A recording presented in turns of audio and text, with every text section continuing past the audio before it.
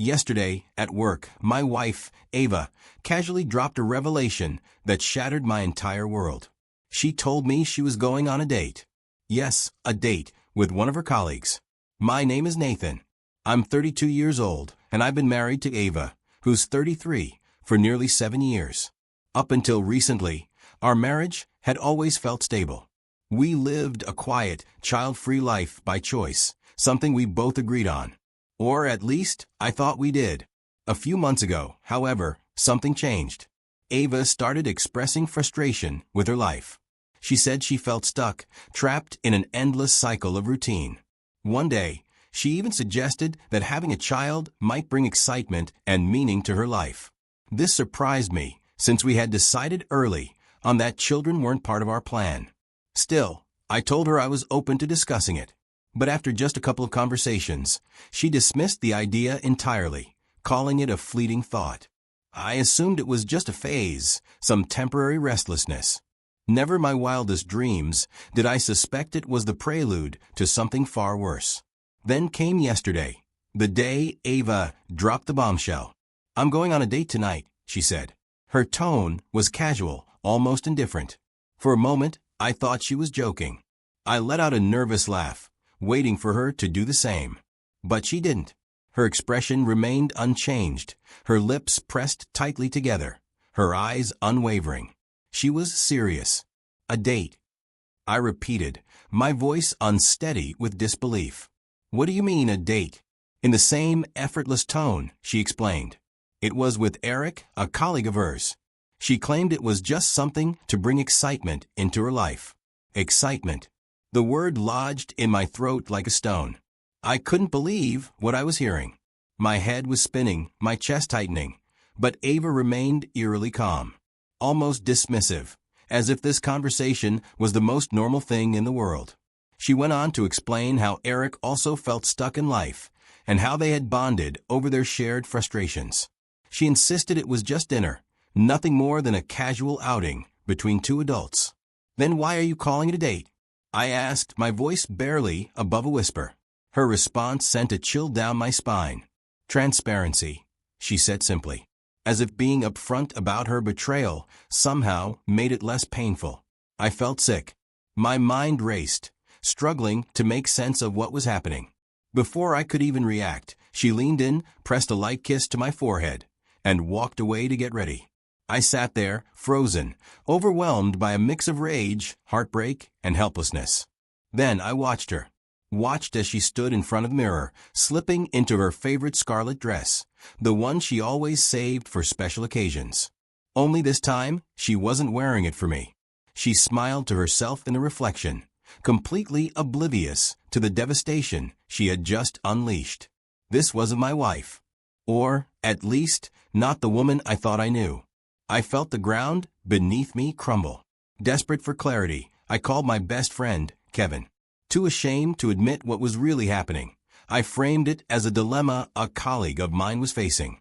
Kevin, trying to be optimistic, suggested it might just be an innocent outing. But I knew better. This wasn't innocent. This was betrayal. Ava returned home earlier than I expected, around 9:30 p.m. She was smiling, but something about it fell off. It was hollow, forced. Her lipstick was smudged, her eyes restless. She wrapped her arms around me and whispered, "It was so exciting, Nathan. Just what I needed." It felt like someone had driven a knife straight into my heart. And then, as if that weren't enough, she dropped the next bombshell. She and Eric were already planning a weekend trip together. I couldn't speak. I couldn't think. I just stood there, numb, drowning in a reality I never thought I'd have to face. Ava, on the other hand, seemed completely oblivious to the destruction she had left in her wake. That night, everything changed. I couldn't sleep. Lying on the couch, I replayed the events in my head, again and again, each cycle hammering the reality deeper into my mind. Our marriage was beyond repair. There was no fixing this. No way to turn back.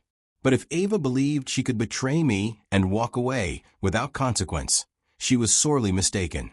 For 7 years, I had been nothing but faithful, devoted to her, to us. And this was how she repaid me? The more I thought about it, the more resolute I became.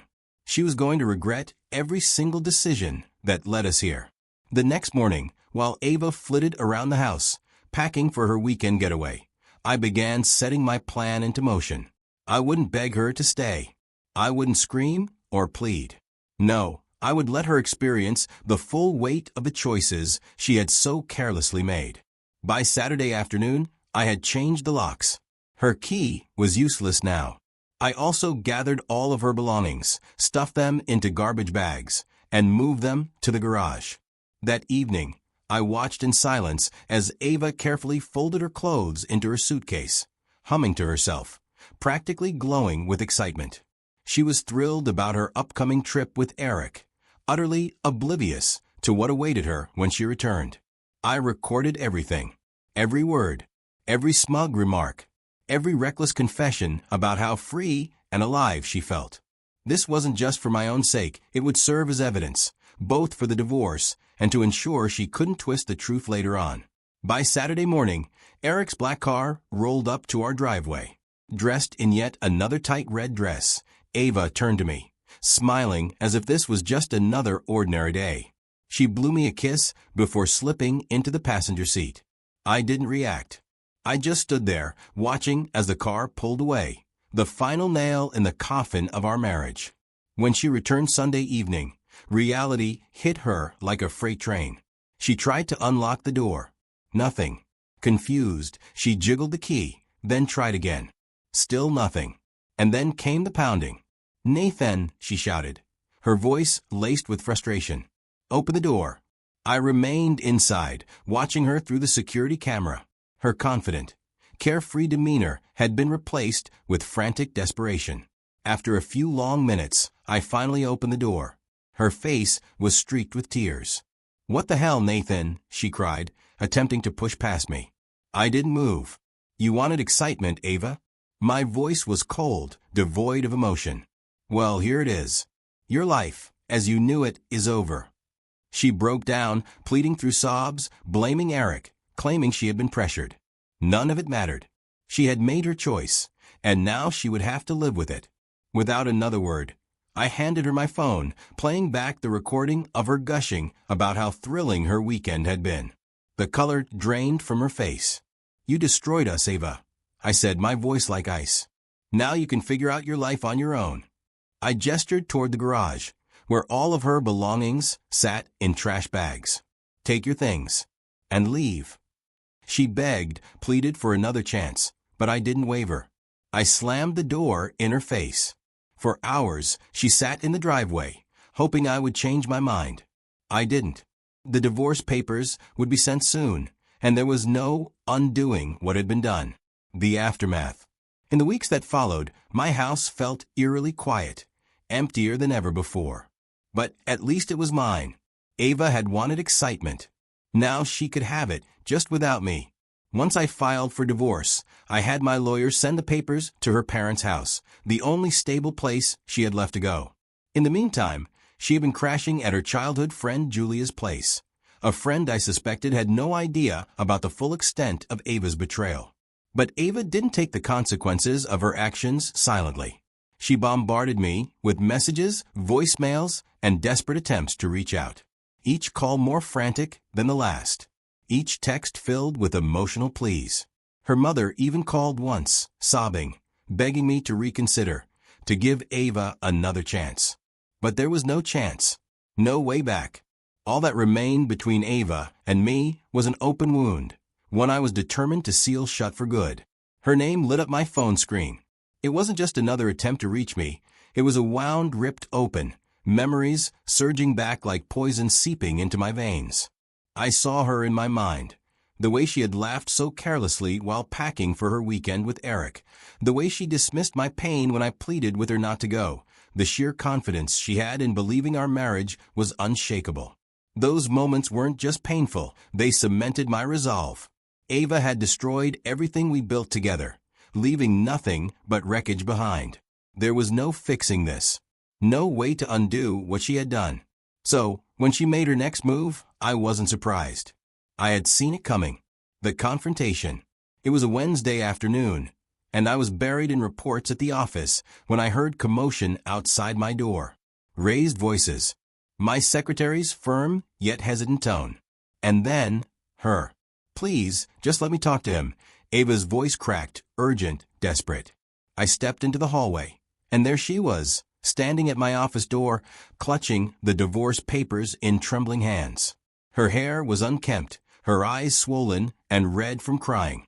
She wasn't the same woman who had waltzed out of our home, humming with excitement about her newfound freedom. That version of Ava was gone. The one standing in front of me now was broken. I noticed the way my colleagues shifted awkwardly, stealing glances at the scene unfolding before them. Without a word, I motioned for Ava to follow me into a private side room. I shut the door behind us and turned to face her, arms crossed. "What do you want, Ava?" My voice was sharp, devoid of warmth. She lifted the divorce papers with shaking hands. "I can't sign these, Nathan." Her voice was raw, pleading. "I can't do this. I love you. Please, let's talk. We can fix this." Tears spilled down her cheeks as her voice cracked under the weight of her regret. The woman before me was a mere shadow of who she once was. The arrogance, the thrill-seeking attitude that had pushed her down this path, it had all crumbled. Now, all that remained was remorse. But I couldn't let myself feel sympathy. Not now. Not after everything. "There's nothing left to talk about," I said, my tone unwavering.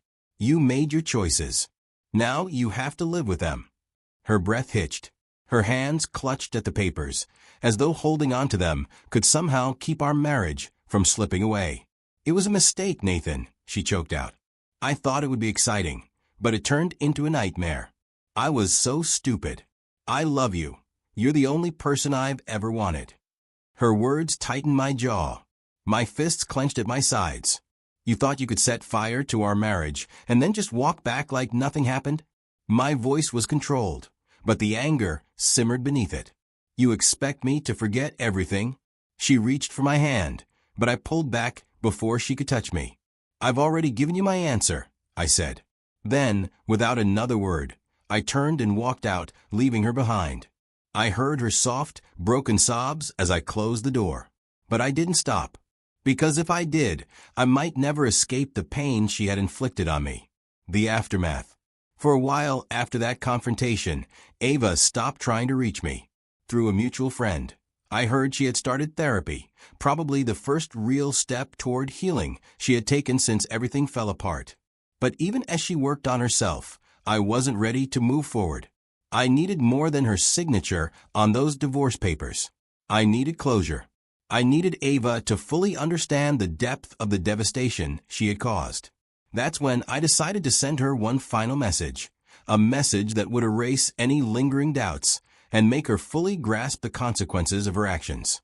I meticulously compiled a detailed account of her affair with Eric, outlining every meeting, every excuse, every attempt she had made to minimize what she had done. It wasn't just for potential legal use. It was a way to force her to see her betrayal through my eyes. Along with the evidence, I included a simple note. "This is why I can never come back. This is why it's over." The package was delivered to her parents' house the next morning. Later that day, Ava called. This time, she didn't just hang up when I didn't answer. She left a voicemail. Her voice was barely above a whisper, weighed down by guilt and sorrow. "I got your package," she began, her words uneven, broken by deep, shaky breaths. "I understand now, Nathan. I see what I did to you. I see how deeply I hurt you. I know I can never undo it. I wanted excitement, but all I did was destroy the one thing that mattered most. I don't expect forgiveness. I just wanted you to know that I finally get it." I listened, feeling an unexpected mix of emotions. For the first time, she wasn't making excuses. She wasn't blaming me, or Eric, or boredom. She was simply taking responsibility for the pain she had caused. And somehow, that acknowledgement brought me a sense of relief. She finally understood. That was all I needed to start moving forward, closing the chapter. A few weeks later, the divorce was finalized without drama. No last-minute pleas, no heated arguments. Ava signed the papers without a fight. She moved back in with her parents. I stayed in the house, my house now, with her name erased from every trace of it. At first, the silence felt strange. But as time passed, I found comfort in it. For the first time in years, I wasn't coming home to tension, uncertainty, or pain. I started focusing on myself again. I returned to the gym, rediscovered my love for hiking, and even picked up painting, a hobby I had abandoned long ago. Kevin, my best friend, was a constant support, pushing me forward on days when I felt like slipping back into the past.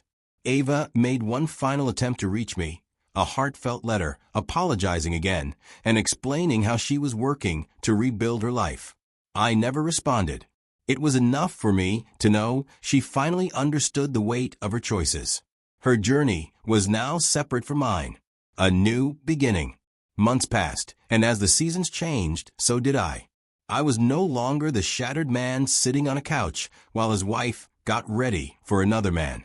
I had rebuilt myself, stronger, wiser, and ready to embrace whatever came next. One day, during a hike with Kevin, we met a group of fellow hikers. Among them was a woman named Emily. She was warm, easygoing, and had a smile that made me feel lighter. She joined us for the hike, and for the first time in what felt like forever, I caught myself genuinely smiling.